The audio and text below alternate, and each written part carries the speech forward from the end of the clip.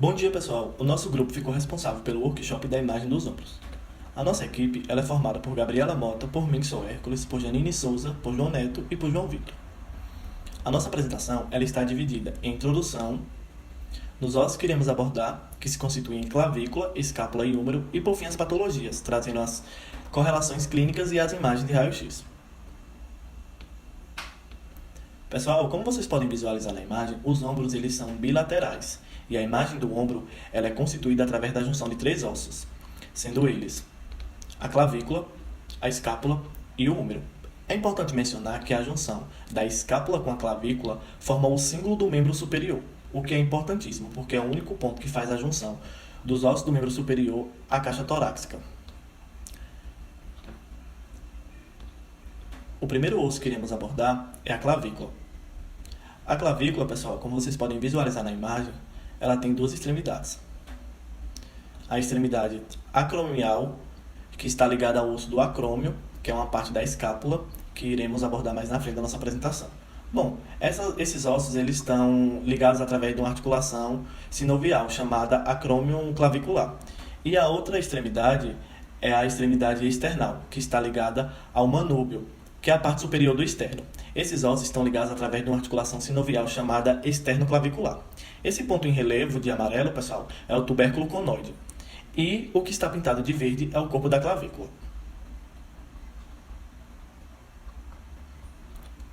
Trazendo para vocês de vários ângulos. E agora, pessoal, para dar continuidade à nossa apresentação, o nosso colega João Vitor vai falar sobre a escápula. E dando continuidade à nossa apresentação, eu falarei agora um pouco sobre as delimitações anatômicas da escápula, que é um dos ossos que compõe a região do ombro, estando ela interposta entre a segunda e a sétima costela. Aqui, em uma vista isolada desse osso, nós conseguimos observar melhor as variações anatômicas. E algumas regiões nós acabamos delimitando com cor, para que a visualização fique mais dinâmica. Primeiramente, nós temos uma região em azul claro, chamada de cavidade glenoidal. Essa região é responsável por fazer articulação com a cabeça do úmero. Além disso, esse osso ele possui três margens. Então, como nós temos aqui uma vista anterior da escápula direita, naturalmente, a região colorida em amarelo chama-se de margem lateral, a região em verde de margem medial e a região acima de margem superior. Tendo esse osso também duas extremidades, essas extremidades são chamadas de ângulos. Na parte inferior, colorida em azul, nós temos o ângulo inferior e acima, em lilás, o ângulo superior. Esse osso possui também uma depressão, chamada de fossa subescapular, que é onde está localizado o músculo subescapular. Já a região delimitada em rosa é chamada de colo da escápula. E vale também fazer a menção aqui de uma região existente, uma incisura existente aqui, chamada de incisura escapular, onde passa o nervo supraescapular. Fazendo agora uma rotação 3D para uma vista lateral, para melhor observação de algumas protuberâncias existentes nesse osso, nós conseguimos identificar aqui uma região em roxo, chamada de acrômio, e uma região em rosa claro, chamada de processo caracoide. Fazendo mais uma rotação para uma visão posterior, nós conseguimos aqui observar algumas cavidades nesse osso, nessa vista posterior. E a cavidade posterior superior é chamada de fossa supraespinal e a parte inferior chamada de fossa infraespinal. Além disso, também podemos observar uma curvatura existente em direção ao acrômio, que é chamada de ângulo do acrômio, e essa região em vermelho com essa protuberância que divide as duas fossas é chamada de espinha da escápula. Essas foram as principais delimitações da escápula, e agora daremos prosseguimento à nossa apresentação com a nossa colega Janine, fazendo uma exposição sobre a anatomia do úmero. Bom dia, pessoal. Eu sou Janine e darei continuidade ao último osso que compõe os ossos do ombro, que é o úmero. Sabe-se que este osso é considerado e conhecido como o maior osso do membro superior, e a partir disso, isolando esse osso e trazendo para uma vista anterior, iremos detalhar de uma forma específica e lúdica, ou seja, através de cores, as suas regiões, para assim facilitar na sua identificação. Com isso, temos aqui o meu laser, onde eu estou circulando a extremidade proximal, que é composta pela cabeça do húmero, que articula-se com a cavidade glenoidal da escápula, como foi mencionada pelo meu colega João Vitor. Temos também o colo anatômico, que circunscreve esta cabeça e divide os tubérculos menor e maior. E, juntamente com a cabeça do húmero, temos o colo cirúrgico, o tubérculo menor, que é evidente numa vista anterior. E, na cor amarela, temos o corpo do húmero, que tem uma proeminência chamada tuberosidade, que é onde fixa o músculo deltoide. Além disso, como o nosso foco é a extremidade proximal, no círculo azul temos uma delimitação chamada extremidade distal. Assim, seguindo essa linha de raciocínio e rotacionando este osso tridimensionalmente, chegaremos numa vista lateral, onde temos o tubérculo maior, que é aqui identificado em rosa, e temos aqui o tubérculo menor identificado em roxo. Além disso, temos também o sulco intertubercular, que divide tanto o tubérculo maior e menor, como protege a passagem do tendão da cabeça longa do bíceps. Assim, rotacionando mais uma vez este osso, chegaremos numa vista posterior, onde temos o sulco do nervo radial, no qual seguem o nervo radial e a artéria braquial profunda.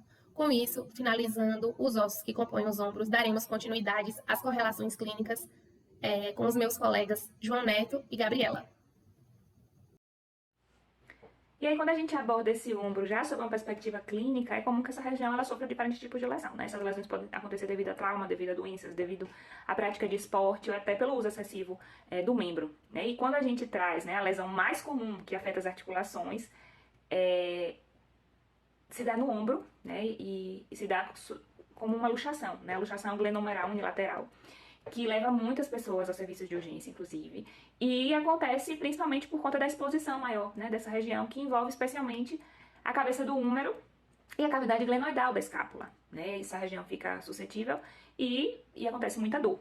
Então, quando a gente fala de luxação, né, ela seria uma separação, como a gente pode ver, né, uma separação parcial das extremidades articulares, e elas podem acontecer como nessa primeira setinha, né, de uma forma anterior, ou mais também posterior. E aí, quando a gente já olha para a radiografia, que é o exame assim, mais indicado, mais solicitado nesses casos, o húmero ele perde a sua articulação com a escápula, né, e aí isso gera a necessidade de um tratamento de urgência, porque muitas vezes é necessário, inclusive, manobras, né, para reduzir esse ombro, e aí a gente já vê na terceira imagem um ombro já reduzido. Então é importante o acompanhamento, né, desse paciente por profissionais que tratem desse problema de uma forma mais coerente, como ortopedistas e fisioterapeuta, né. Então, nesse caso das lesões, elas não se dão apenas sob a natureza de luxação, elas também podem ser fraturas. E aí quando a gente passa a observar esses ossos do membro superior, a clavícula é aquela que mais é acometida por fratura, principalmente por conta de queda, né, de acidente automobilístico. E aí, passando a ver a incidência, né, ela é bem comum em crianças, né, o que representa entre 10 a 15% de todas as fraturas nessa faixa etária, mas também pode acometer recém-nascidos, principalmente aqueles que têm os ombrinhos mais largos, né, só que essa consolidação óssea ela acaba sendo rápida, e adultos, né, que representa entre 2,6% a 4%, sendo que desses todos, mais da metade, muito mais da metade, 70% acometem homens. E aí, para ilustrar, a gente trouxe um caso clínico, né, em que um homem de 30 anos, ele foi vítima de um acidente automobilístico e veio, né, procurar assistência reclamando de dor, né, estava com edema e com deformidade na região clavicular direita. E além disso, também, como a gente vê aqui na imagem, ele apresentou equimose, né, isso denuncia o rompimento dos vasos sanguíneos dessa região. Quando a gente já vê a radiografia em si, a gente vê que há uma fratura na clavícula direita, né, nos terços médio e no terço distal. E diante disso, é necessária a intervenção, que nesse caso foi cirúrgica, né, e depois foi indicado a ele o uso de tipóia e também de fisioterapia, que são indicações bastante comuns para esse tipo de acometimento. E aí, quando a gente se questiona, né, sobre aquela incidência alta, essas lesões, elas se dão principalmente por conta da posição anatômica. É bastante superficial essa clavícula, né? O que acontece é que ela fica mais exposta. E aí são comuns os traumas diretamente nesse ombro. Por isso, além dos exames que são solicitados, o diagnóstico ele acaba ficando mais facilitado, porque dá para palpar, dá para visualizar de uma forma mais clara. E aí, como a gente observa aqui já nessa ilustração, o músculo esternocleidomastoide, né, com essa setinha aqui, ele eleva a parte mais medial do osso, né? O que faz com que a fratura ela fique mais proeminente. E também, devido ao peso do membro superior, o músculo do trapézio aqui, ele não dá conta de sustentar a elevação do fragmento lateral dessa clavícula, né? E por isso o ombro ele tende a cair. E isso facilita também o diagnóstico. Só que essas fraturas na região do ombro, elas podem se dar de outras formas. Sequenciando a apresentação, conforme pontuado pela colega Gabriela, existem outras correlações clínicas e eu irei expor para vocês de forma sucinta sobre fratura do húmero proximal e fratura de escápula. As fraturas do húmero proximal, elas representam cerca de 4 a 5% de todas as fraturas e 45% dentre as fraturas do húmero. A maior incidência dessas fraturas é na população idosa, cerca de 3/4 dos casos ocorrem em pacientes com mais de 60 anos e geralmente está relacionada com a osteoporose. Acomete cerca de 300 mil pacientes por ano e, por ter relação direta com a osteoporose, há também uma maior incidência desse tipo de fratura em pacientes do sexo feminino, cerca também de 3/4. Os principais mecanismos de trauma, de fratura do húmero proximal, são traumas direto no ombro e a queda com o braço estendido, sendo que esse último ele está geralmente associado ao maior número de casos. Em pacientes mais jovens, geralmente essa fratura ocorre após trauma por mecanismos de alta energia, como por exemplo os acidentes automobilísticos. Entre os sintomas, temos dor, edema, hematoma, equimose e deformidade, além da incapacidade de mobilizar o membro superior afetado. Geralmente o paciente ele dá entrada no pronto-socorro, mantendo o braço junto ao tórax para tentar aliviar a dor. O diagnóstico ele é feito através de exame físico e exames de imagem, que vai auxiliar o médico no planejamento da conduta terapêutica.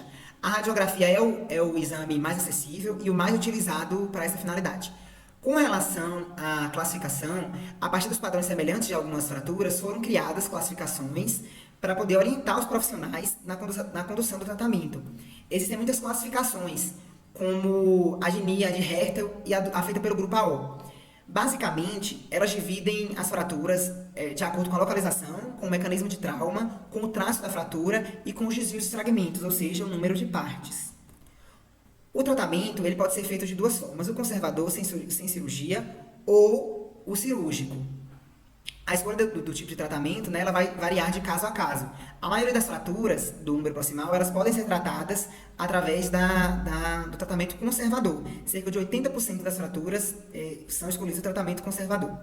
O tratamento, o tempo depende de cada caso, e em torno de 3 a 4 semanas, os exercícios ativos e leves eles são iniciados. E entre 6 e 12 semanas, o paciente ele pode iniciar alongamentos e exercícios contra a resistência leve. O retorno dos movimentos e a função quase normal do membro é esperado após 1 ano. O tratamento cirúrgico, as indicações mais aceitas para o tratamento cirúrgico são fraturas agudas do húmero proximal, fraturas expostas ou com comprometimento neurovascular e associada ao politraumatismo. Outras indicações também variam de caso a caso e as principais técnicas empregadas são a utilização de placas, parafusos, fios e a artroplastia, prótese. Vamos falar agora sobre fraturas da escápula. As fraturas da escápula são relativamente raras, contando não mais que 5% das fraturas da cintura escapular e 1% do total de todas as fraturas. A raridade da escápula às fraturas ela é resultante de 3 fatores: sua estrutura anatômica, como o centro tênue e as bordas espessas, que vão lhe conferir uma elasticidade e uma resistência maior, a sua grande mobilidade e ao seu envolvimento muscular. Uma ou mais partes da escápula podem ser fraturadas. As fraturas do corpo da escápula representam cerca de 50% a 60% dos pacientes, da cintura escapular 25% dos pacientes e ainda pode haver fraturas no glenoide, acrômico e coracoide. A causa mais frequente desse tipo de fratura é o trauma de alta energia, que geralmente é advindo de acidentes automobilísticos e queda de altitudes. As fraturas de escápula elas estão associadas também a outras lesões graves, incluindo fraturas de costelas, danos à cabeça, pulmão ou medula espinhal. Dentre os sintomas, pode haver dor intensa e dificuldade em mover o braço, edema e hematoma. Com relação ao diagnóstico, após coletar a história clínica e realizar o exame físico no paciente, o médico deve solicitar exames de imagem, como raio-x do ombro e do tórax, e isso vai ajudar a classificar as fraturas da escápula e avaliar se existem outras fraturas associadas, como fraturas de costela, por exemplo. Em alguns casos, há necessidade também de solicitar a tomografia computadorizada.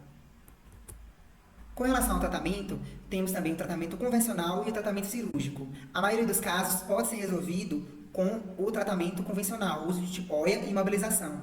Porém, alguns casos requerem intervenções cirúrgicas, como, por exemplo, as fraturas da superfície articular da glenoide, em que o osso sai do lugar, as fraturas do colo da escápula, com deformidade angular, e as fraturas do acrômio, com síndrome do impacto secundário. Esses casos que eu citei, eles podem precisar de cirurgia com placas e parafusos para fixar e manter o osso no lugar. Portanto, pessoal, essas são as nossas referências e muito obrigada a todos pela atenção.